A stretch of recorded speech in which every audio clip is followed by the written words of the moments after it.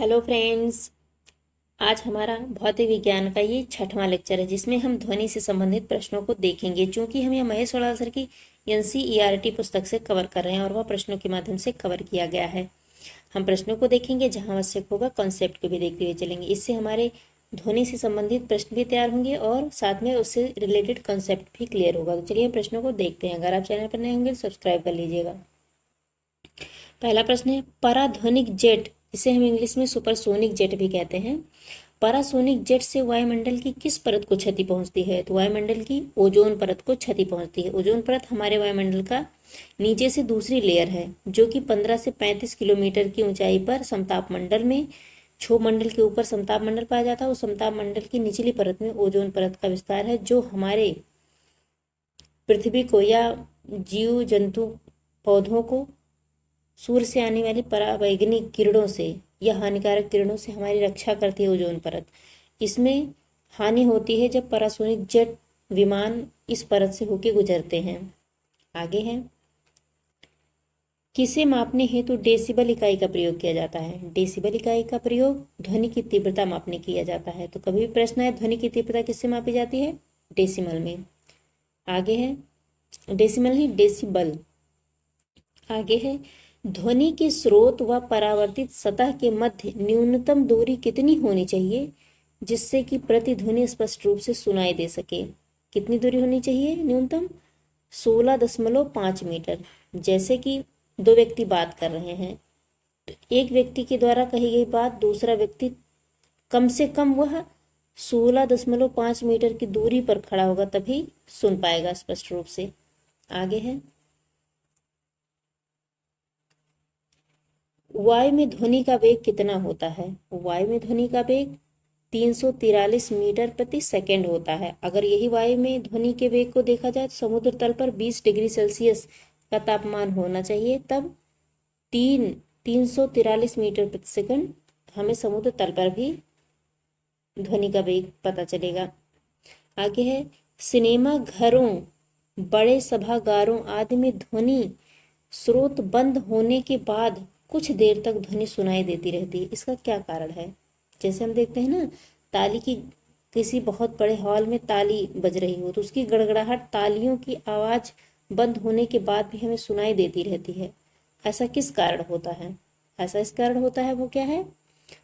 अनुरणन जिसे हम कहते हैं, या रिवाइब्रेशंस। इंग्लिश में देखिए, इंग्लिश का टर्म ज़्यादा आसान है। रिवाइब्रेशन, जैसे हम हाथ से ताली बजाए या मुंह से आवाज निकाले तो एक वाइब्रेशन हुआ, लेकिन वो कहीं से टकरा के आया तो रिवाइब्रेशन हुआ। तो हमने तो बंद कर दिया लेकिन कुछ पल के लिए वो जो टकरा के आई आवाज वो हमें सुनाई देगी, उसे ही हम रिवाइब्रेशन कहते हैं। आगे है, चंद्रमा की धरातल पर दो व्यक्ति एक दूसरे की बात नहीं सुन सकते हैं। इसका क्या कारण है? जैसे चंद्रमा है, उस पर एक व्यक्ति दूसरे व्यक्ति से अगर जैसे पृथ्वी पर कहते हैं तो नहीं सुन सकता। इसका कारण है चंद्रमा पर वायुमंडल नहीं है।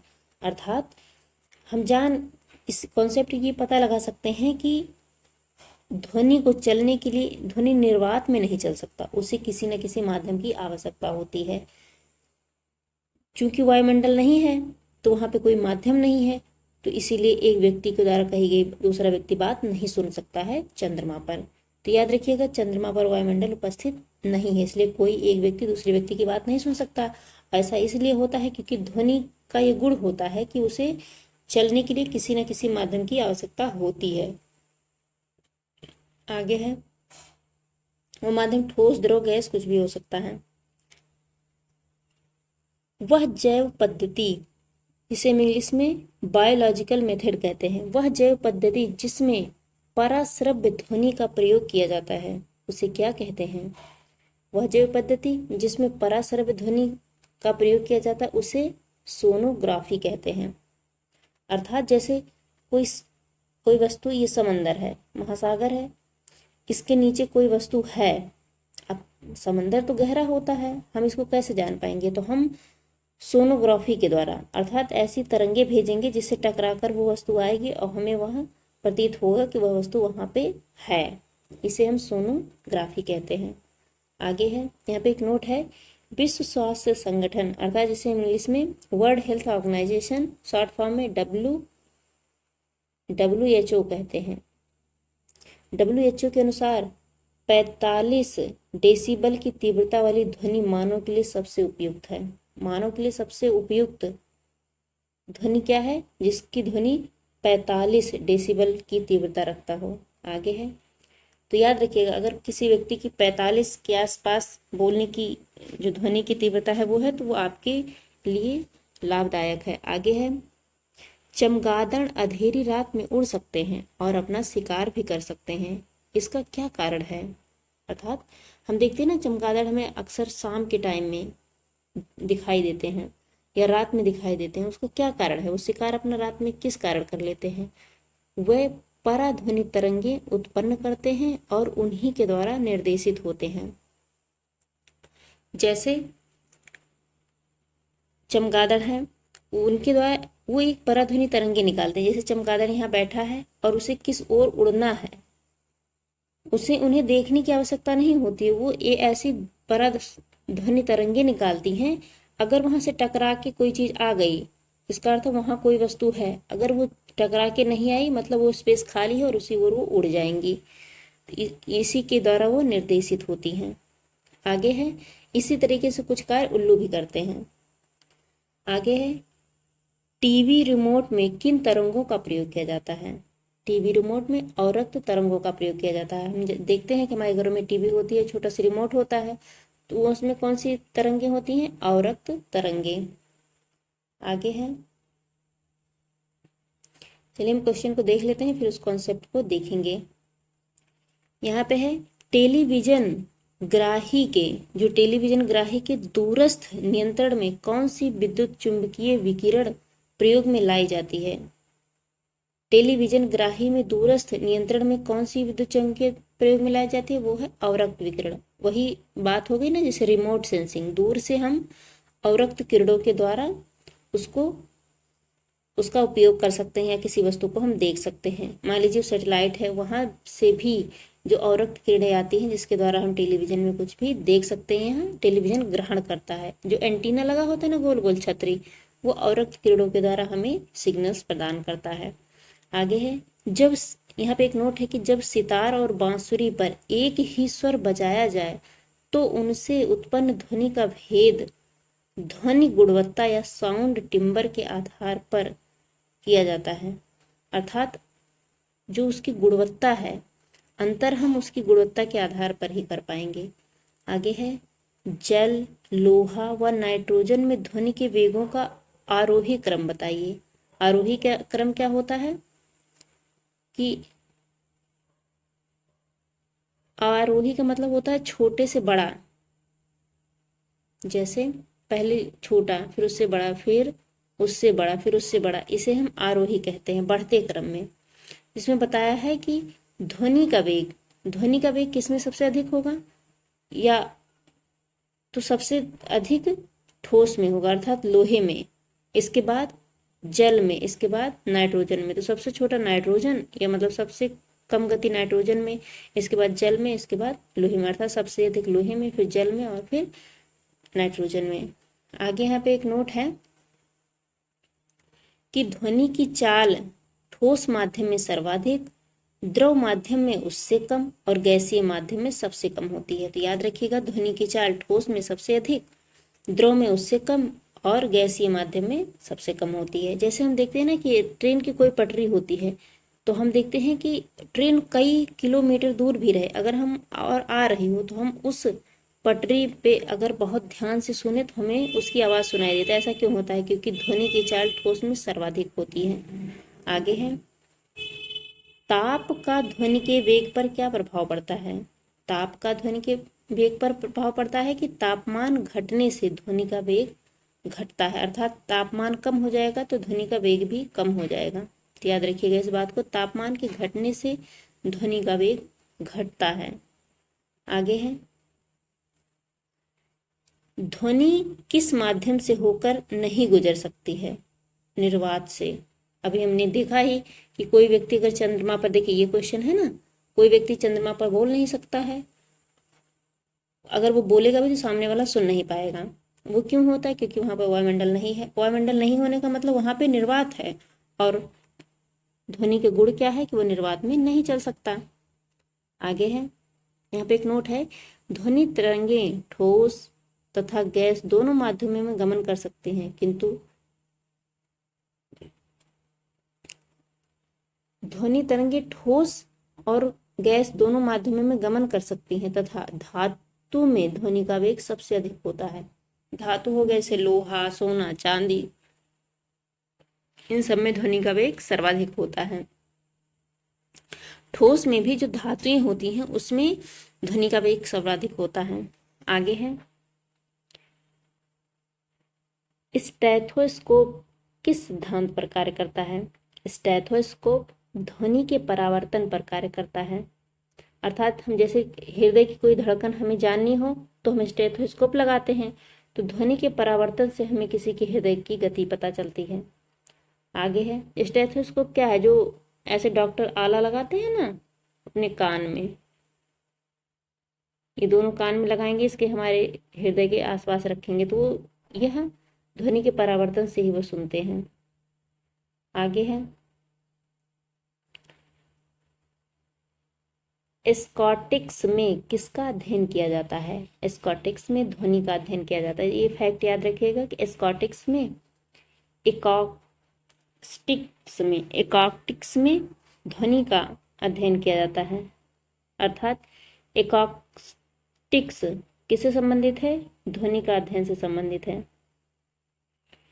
ध्वनि तरंगों में कौन सी घटना घटित नहीं हो सकती है? ध्वनि तरंगों में ध्रुवण नहीं होता, अर्थात ध्वनि ऐसे बट नहीं सकती है, उसमें ध्रुवण नहीं होता है।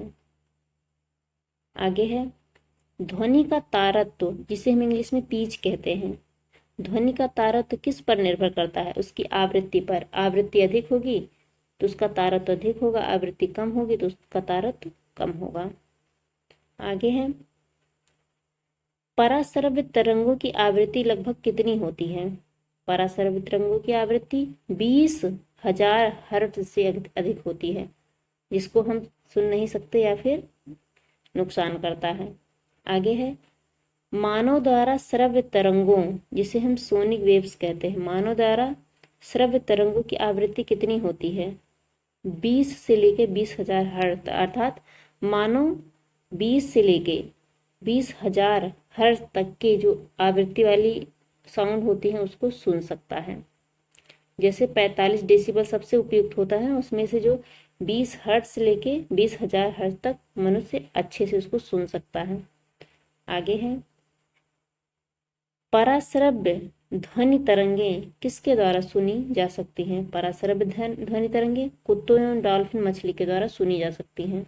अर्थात जो बहुत ज़्यादा तेज होती हैं या फिर बहुत धीमी होती हैं, कुत्तों और डॉल्फिन के द्वारा सुनी जा सकती हैं। आगे हम कुछ फैक्ट्स को चलिए देखते हैं। यहाँ पे है कि सबसे पहले इसको देखते हैं कि ध्वनि का स्रोत और तीव्रता डेसिबल में। साधारण बातचीत बहुत इंपॉर्टेंट है, मतलब वेरी वेरी इंपॉर्टेंट, इसको लगाइए कि ध्वनि का स्रोत और तीव्रता या डेसिबल में इसको नापेंगे। जैसे साधारण बातचीत हम करते हैं तो उसका कितना पिच होता है या उसकी कितनी तीव्रता होती है, इसके बारे में बताया गया है। जैसे साधारण बातचीत की भाषा में हम 30 से 40 डेसिबल में बात करते हैं। अगर तेज कोई बातचीत कर रहा है तो लगभग उसका पिच 50 से 60 डेसिबल होता है। अगर कोई तेज संगीत हो, शोर हो, तो वह 80 डेसिबल से अधिक होता है। पेड़ की पत्तों की सरसराहट की आवाज का कितना डेसिबल होता है? 10 से 20 डेसिबल होता है।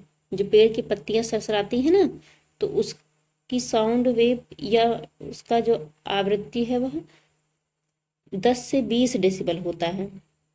सायरन जो पुलिस या एम्बुलेंस में बजता है वह 110 से 120 डेसिबल होता है। वहीं जेट विमान होते हैं उनका 140 से 150 डेसिबल होता है। औद्योगिक संयंत्र या कारखानों से जो आवाज़ निकलती है उसका 100 से 120 डेसिबल होता है। तो आप देखिए कि हम साधारण बातचीत करते हैं तो वह 30 से 40 डेसिबल होता है, और तेज करेंगे तो 50 से 60 हो जाएगा। अगर कोई संगीत तेज से बज रहा है तो 80 डेसिबल से अधिक होता है, और पेड़ पत्तों की सरसराहट 10 से 20 होता है। ये बहुत इंपॉर्टेंट, कई बार प्रश्न पूछा गया एग्जाम में। आगे यहाँ पे एक नोट है कि महिलाओं की आवाज़ पुरुषों की अपेक्षा तीक्ष्ण होती है, क्योंकि महिलाओं की आवाज़ का तारतम्य अधिक होता है, क्योंकि उनकी आवृत्ति अधिक होती है।